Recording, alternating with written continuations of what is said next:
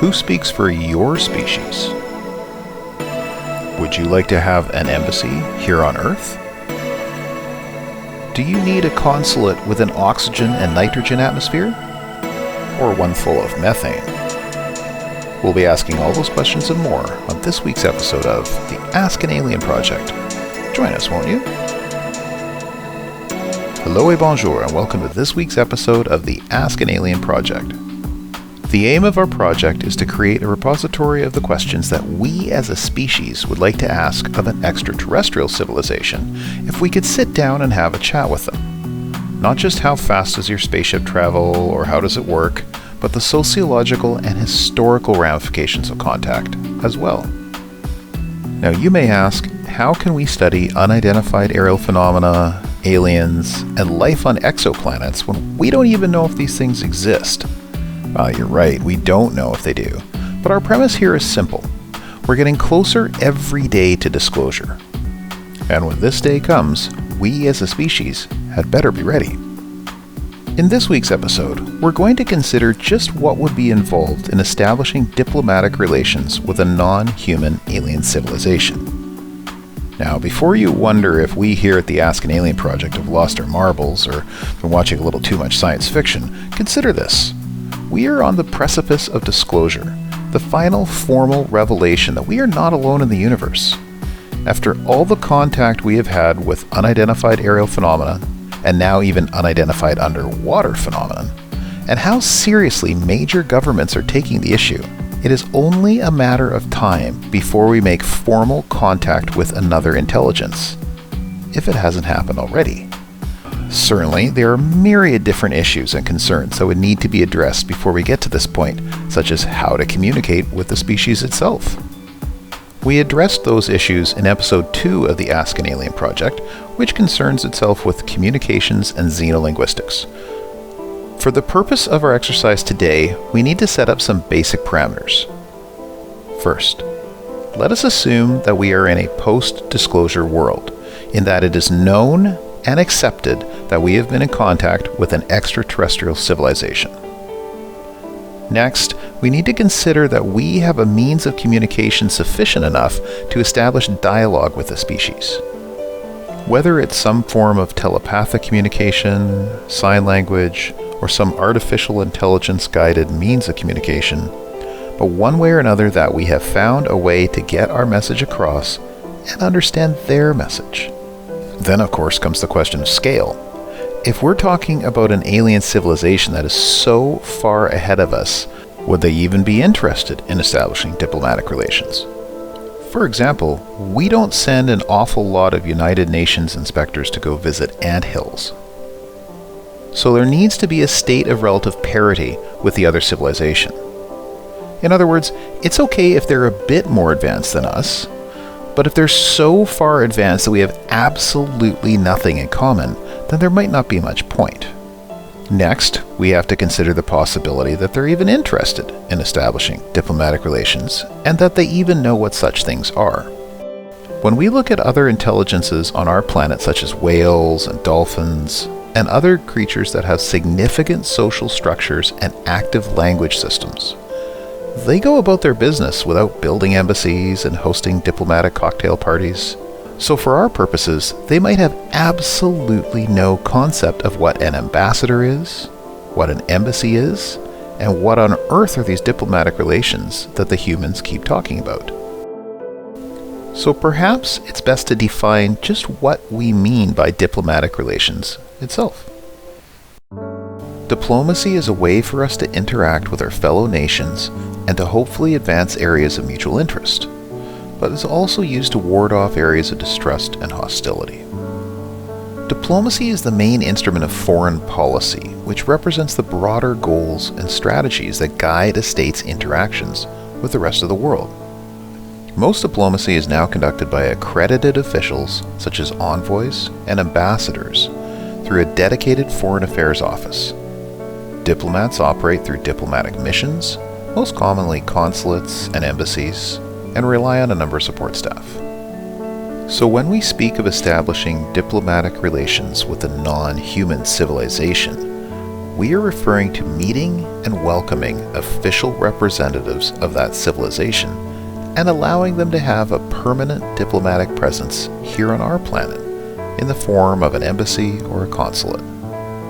In return, we would also want to have people representing our planet allowed to have a permanent diplomatic mission to the home world or worlds of the extraterrestrial species.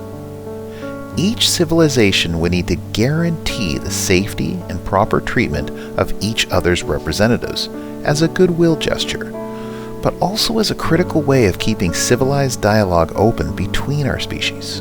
Considering the challenges we have here on Earth between members of our own civilization, facilitating interspecies communications would seem to be essential. It is said that military force is the final tool of diplomacy. In other words, diplomatic relations by force, which of course would be problematic when dealing with an alien species that is able to travel here. That technology alone suggests an advancement that could be hundreds, thousands, or even millions of years ahead of ours. And as we've seen on our own planet, when one technologically advanced society encounters a far less advanced society, it can often result in tragic consequences. So perhaps we need to consider the possibility that a species visiting us may have more advanced spacefaring technology than we do, but that doesn't necessarily mean they're inherently hostile. We've heard stories about alien abductions and experiments with livestock, but the preponderance of evidence suggests a more exploratory or scientific interest on the part of unidentified aerial phenomena. We've had countless examples of encounters by UFOs around military installations, nuclear power plants, Navy vessels, etc. And while those are concerning from a national security point of view, at this point we've not detected any outright hostile acts by any of these UAPs. It could be the case that they are not the violent species in this relationship, rather we are. And if that's the case, that lends itself better to the idea of being able to establish diplomatic relations. So here's some elementary questions that we need to answer first. Step 1. Who speaks for the citizens of Earth? While the natural choice would be the United Nations, we have certainly seen from our own experience that the United Nations rarely speaks with a unified voice. There may be powerful nation-states who would wish to have their own direct representatives with an alien society. If we can put aside our petty bickering on this and other issues and realize that a species-to-species relationship is probably more beneficial than a multiple nation-to-one species relationship, then the UN would be a likely starting point. Of course, the reverse of the situation is also true. How do we know that the one group of aliens that wishes to have friendly contact with us is not a representative of their entire species, but rather of one faction, or nation, or group on their own planet? How do we know that we're not meeting with the delegation from the equivalent in their planet of one nation state, rather than of them all? Do they have more than one planet in their confederation? So we would need to learn a little bit more about them first in order to figure out who is actually representing who. For the sake of our discussion today, let us hypothesize that the alien species wishing to meet with us on a regular basis is made up of representatives who do have the authority to speak for their entire civilization, or at minimum a very large portion of their civilization. That would be the most efficient way possible. The next step would be to sit back and consider how we view embassies and ambassadors compared to how an alien species might. On our planet, we usually afford ambassadors and embassies a special and protected status. Normally, an embassy of a foreign country is considered to be a very small piece of that foreign country in your capital city. So for example, the Russian embassy in Washington, D.C. is theoretically a very small part of Russia, whereas the American embassy in Moscow is actually a very small part of the United States. This is a core diplomatic concept to allow for neighborly interaction amongst nations. But that's also a very human-centric view of the matter. Who are we to say that an alien species would have a legal and cultural system that could abide by such terms? it's pretty bold and audacious for us to suggest that a human embassy on their planet would be a small piece of the United Nations, much as it would be a rather strange state of affairs if they established an embassy in New York and that was considered a very small part of Proxima b, or one of the planets in the TRAPPIST system. Nonetheless, it would be a subject up for discussion.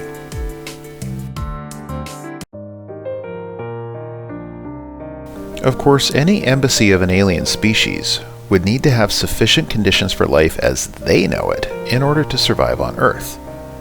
They may need a structure with very strange requirements to us. Perhaps the heating, ventilation, and air conditioning system would need to be methane gas-based. Perhaps they would need certain flora or fauna for maintaining a different ecosystem inside. Perhaps they would need high exposure to the sun. Perhaps they would need zero exposure to the sun. The possibilities are endless. However, we think it would be in humanity's best interest to attempt to facilitate the construction of such an embassy that meets the alien species' needs as best as we can. The mere act of being able to help them build such a building could be a powerful demonstration of our willingness to cooperate with them on other issues. So if they tell us they need an embassy that's 50% full of salt water at all times, let's find a way to make that happen.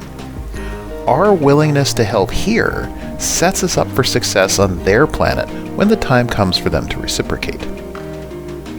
Which leads us, of course, to the next step, setting up our embassy on their planet. Now, you might ask, how on earth are we going to get to their planet? Well, that basically makes us need to ask to hitch a ride on their form of transportation, which in and of itself brings all sorts of logistical questions.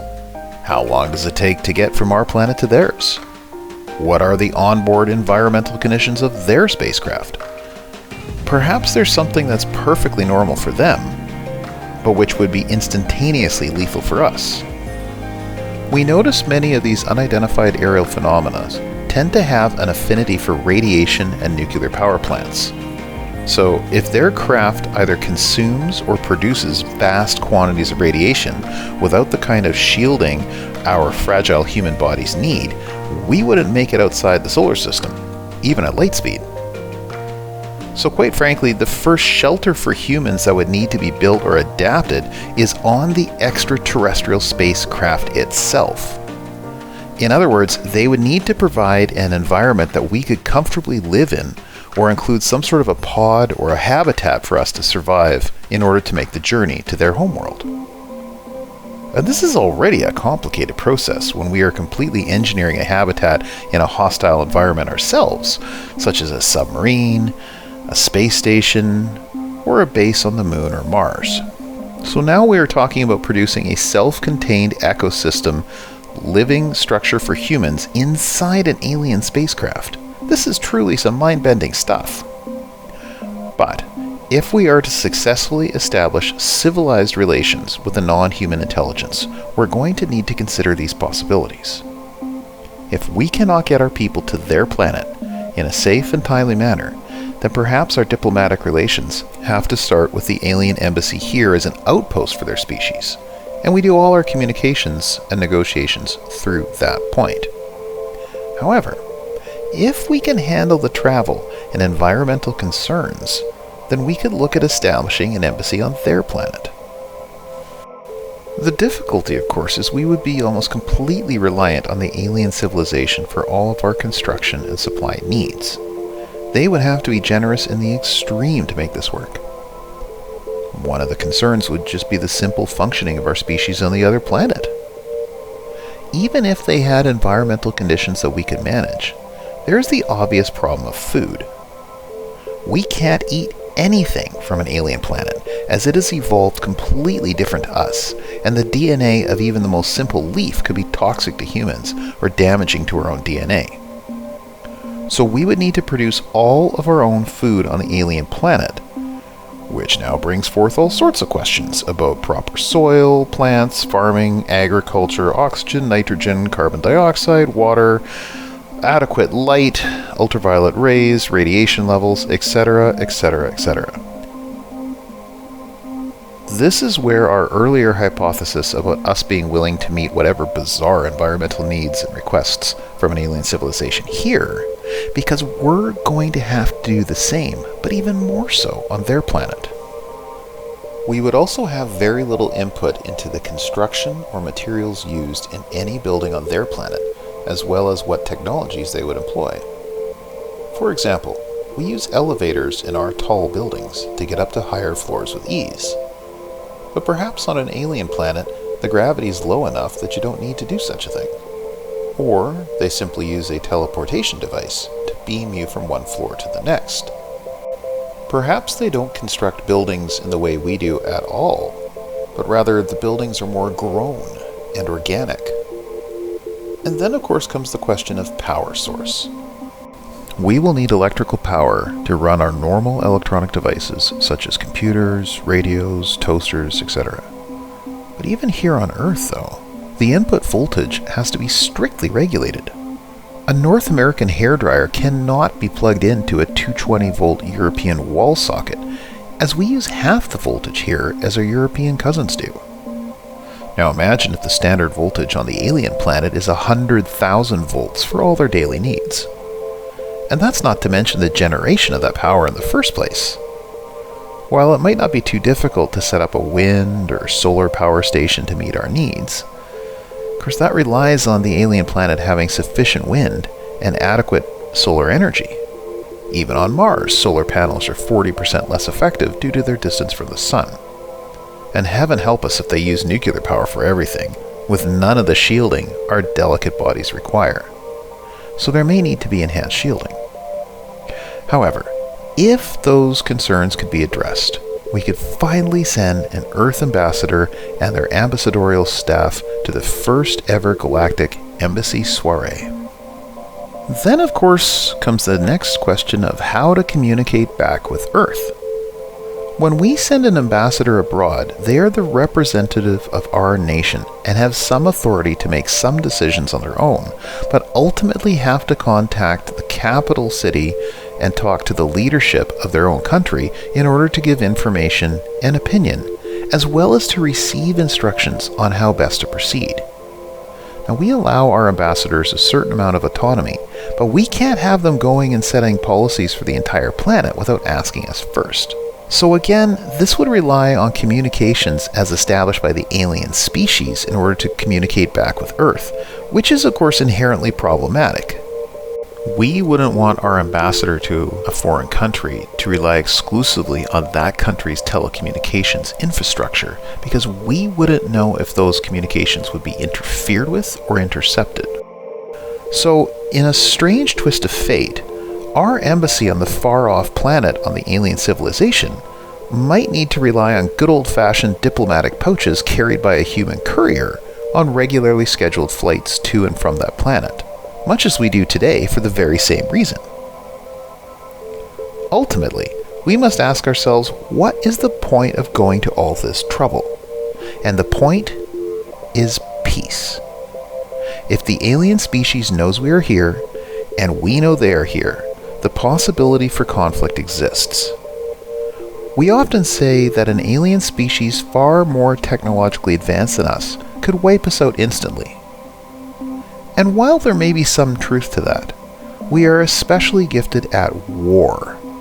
Humans have spent almost all our entire development as a species coming up with new and more efficient ways to do harm to one another. And considering how heavily armed our planet is in countless different ways, it cannot be suggested that we would be an easy planet to take over. We may not prevail in a full frontal battle, but we have shown ourselves to be exceptionally adept at guerrilla and insurgency warfare. On our own planet, we see countless examples of highly motivated warriors repelling large militaries against all odds, sometimes even using very simple or improvised weaponry. Much like the porcupine, which is a small and tiny meal for many larger predators, with the bristling pointed spikes on its back, it presents a powerful deterrent. Simple yet effective. But as we know, the best way to win a war is to not be in a war in the first place. And diplomacy is our best hope of doing just that. Avoiding misunderstandings, finding points of common agreement and common goals, having a science and exploration focus instead of domination and control, seeking to learn about our planet as we learn from them of all the countless other planets that they have visited, vastly increasing our knowledge of the galaxy and the broader universe in one fell swoop. So we propose that the question of should we establish diplomatic relations with an extraterrestrial species is clearly established. The only question we have yet to ask is, could we do just that? Could we successfully connect with an alien species in a mutually beneficial and civilized manner? The answer to that question will have to wait a little longer. So thank you et merci, and we'll see you next time on the Ask an Alien Project.